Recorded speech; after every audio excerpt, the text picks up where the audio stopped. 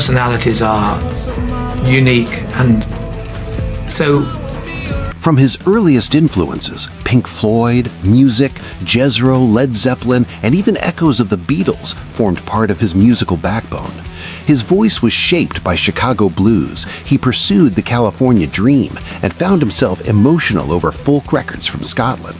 Throughout his life, Robert Plant has remained someone with endlessly curious taste. These are the 7 bands he never grew tired of watching. They are the ones that defined who he ultimately became. Number 7, The Incredible String Band. The painting box, I have every color there, it's true. While most rock fans in the 1960s were chasing loud guitars and electric performances, Robert Plant chose a different path. Instead, he tuned into a strange Scottish folk group known as the Incredible String Band, and they completely transformed how he understood music. Back in 1966, the Incredible String Band first came together in Edinburgh. They blended folk with influences from India, North Africa, and the Middle East. At the time, their sound stood apart from everything else being made. Their 1968 album, The Hangman's Beautiful Daughter, climbed to number 5 in the UK and drew attention from serious musicians.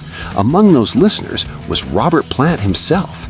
In a 2013 interview with the Santa Barbara Independent, Plant spoke openly about them. He explained that while Led Zeppelin often drew from American roots, they always returned to something deeply British. He described the group as true dream weavers who shifted rhythms and intensity while inviting the audience into the experience, and said their music carried peace and charm throughout.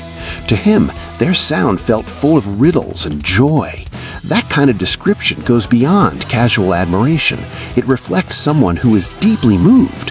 In fact, Plant revealed in 1990 that Led Zeppelin once considered ending their shows with a long folk piece by the band, a very cellular composition.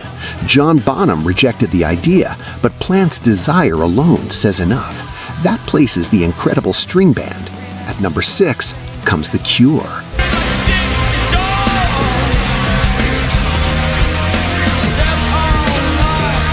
Few would have predicted Robert Plant admiring a moody post-punk group from Clerk Crawley, but music rarely follows expectations, and neither does he. When The Cure released their 1989 single Lullaby, it stayed with him. In an interview with Q magazine, Plant shared his thoughts about The Cure and their frontman. He admitted he loved being drawn into Robert Smith's world and appreciated how vulnerable Smith allowed himself to be. He described it as an intriguing little universe. Plant even added Lullaby to his own live performances, proving this admiration went beyond words. The ebb and flow of playing, pulling back, and returning again stood out to him.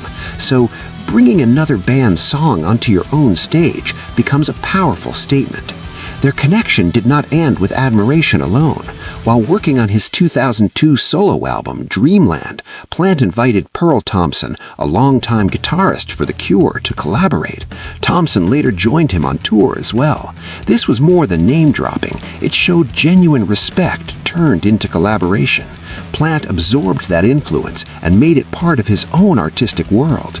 Years later, in 2022, Plant reflected on a quote from Robert Smith, who said he felt too old to be alternative, but too alternative to be old. Plant laughed, calling the line clever and relatable, saying he completely understood it. Two artists from very different backgrounds, yet both fully committed to doing things their own way. Number 5 is Moby Grape. But just the same, I'm playing my game, and I guess you're playing it too. Long before Led Zeppelin was formed, Robert Plant was a young musician in England searching for his identity. Although the blues ran deep in him, something kept pulling him toward the American West Coast. When he discovered Moby Grape, everything suddenly clicked. I'm playing my game, and something shifted inside me. Emerging from San Francisco in 1967, Moby Grape was a 5-piece band where every member could write and sing. Their debut album arrived that same year and left a strong impression on Plant. He described hearing that first record as a knockout. He explained that while he always loved the blues, but after listening to them, he could never hear traditional blues the same way again. Personalities are unique, and so the California sound had taken hold. Plant's pre-Zeppelin group, Band of Joy, revolved around this style of music. They regularly performed songs from California bands, with Moby Grape at the core of that influence. Band of Joy featured both Plant and John Bonham before their rise to fame. Moby Grape helped shape their direction during those early years. Even historical records note that Jerry Miller of Moby Grape stood as one of Plant's early blues influences. That detail is far from insignificant. Plant paid close attention to every musician and every sound he admired. What Moby Grape offered was something beyond Chicago blues. They proved that a rock band could feel loose, joyful, all at once. That memory stayed with him forever. Moby Grape takes the number 5 spot. At number 4, it's Fairport Convention.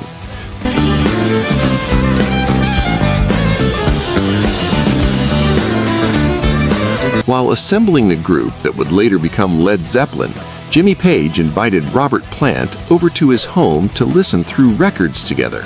His goal was to see how closely their musical tastes aligned.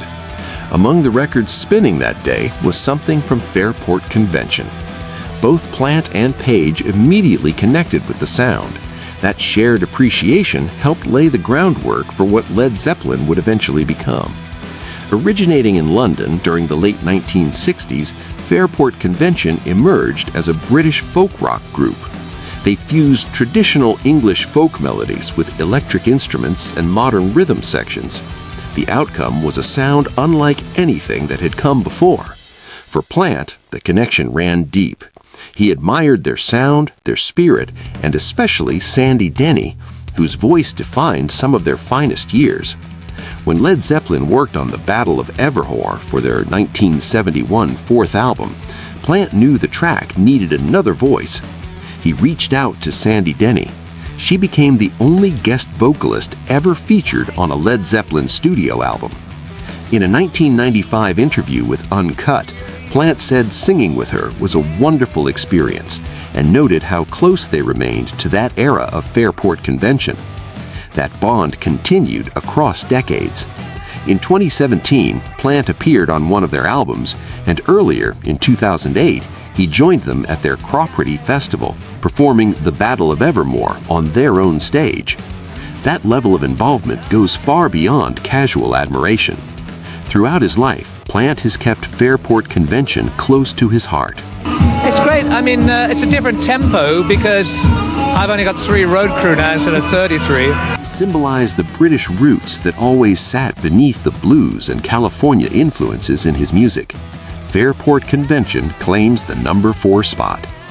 At number 3 comes Buffalo Springfield. Face could seem so pleasing. I'll pop up to the change. Robert Plant has always been clear about his vision for Led Zeppelin. In a 1990 Rolling Stone interview, he admitted he would have loved the band to stand alongside Buffalo Springfield in terms of diversity.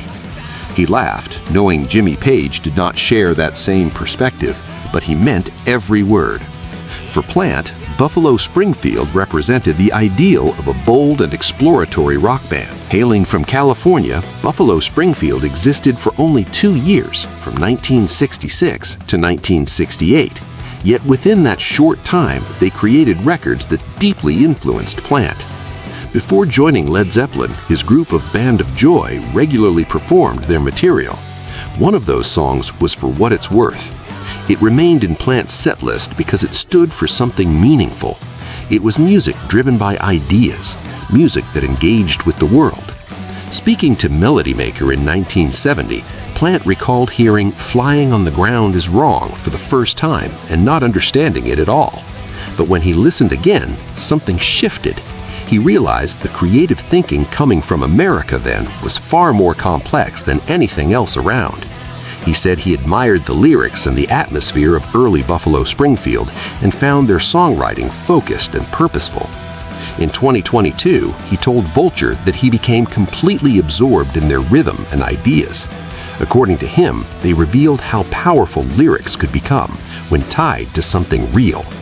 Buffalo Springfield proved that rock music could carry depth without losing energy. That lesson stayed with him forever. Buffalo Springfield holds the number 3 position. At number 2 is Love. Robert Plant did more than admire Love. He said his music moved him to tears. As a young man in the Midlands diving deeper into California sounds with his Band of Joy, he encountered Forever Changes by Love, and it changed him completely. He admitted he was overwhelmed, even sobbing while listening to Arthur Lee and the band create that record.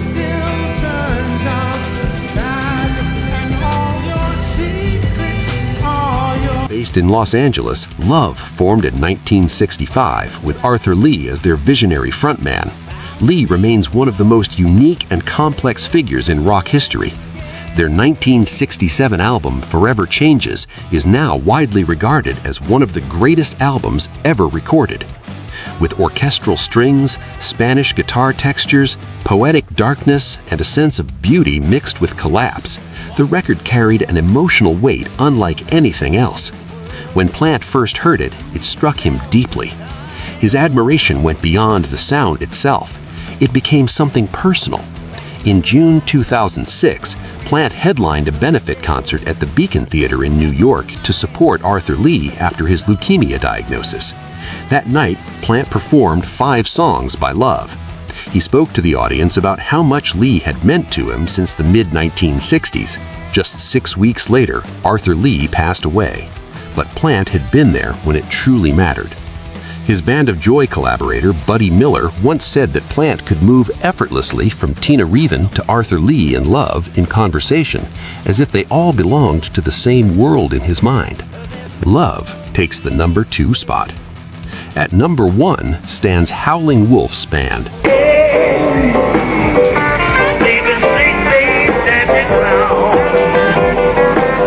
This is where everything begins.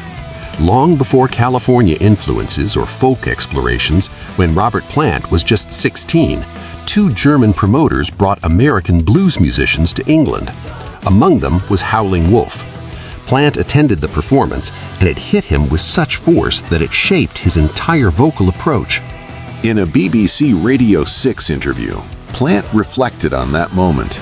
He described Howlin' Wolf's 1954 recording 44 as completely wild and overwhelming. He explained that in every band he has ever joined, every musician he has ever shared a stage with, they all remain amazed by the timing and feel within that music. No matter how far his musical journey has taken him, that foundation has never left him. No matter how far he goes, the Wolf sound keeps calling him back. Howlin' Wolf's band was the complete force that gave that music its raw power. Much of the songwriting came from Willie Dixon. The guitar work was driven by Hubert Sumlin. The rhythm section struck with a weight that felt massive and unstoppable. Altogether, the band created a sound that pushed past the blues into something almost terrifying. That truth was clear to Plant. In interviews, he explained that when he and Jimmy Page first connected, one of the artists they both admired was Muddy Waters. And behind Muddy stood the same Chicago scene that also produced Howlin' Wolf. That entire musical world became the foundation for everything that followed. The Encyclopedia Britannica noted that Plant shaped his voice by drawing from Howlin' Wolf and Muddy Waters, then driving it further, louder, higher, and more emotionally than anyone before him. Rather than imitate those sounds, Plant absorbed and evolved them. What he took from the Wolf was the idea that a voice could act like a force of nature instead of just sounding pleasant. Every other influence on this list came after that realization. That is why Howlin' Wolf's band stands at number 1, exactly where it belongs. 7 bands, 7 unique worlds, all existing within one artist's sound. Throughout his life, Robert Plant has continued to listen and evolve. That constant growth is what sets him apart. Which of these bands caught you off guard the most? Leave your thoughts below, and don't forget to subscribe for more.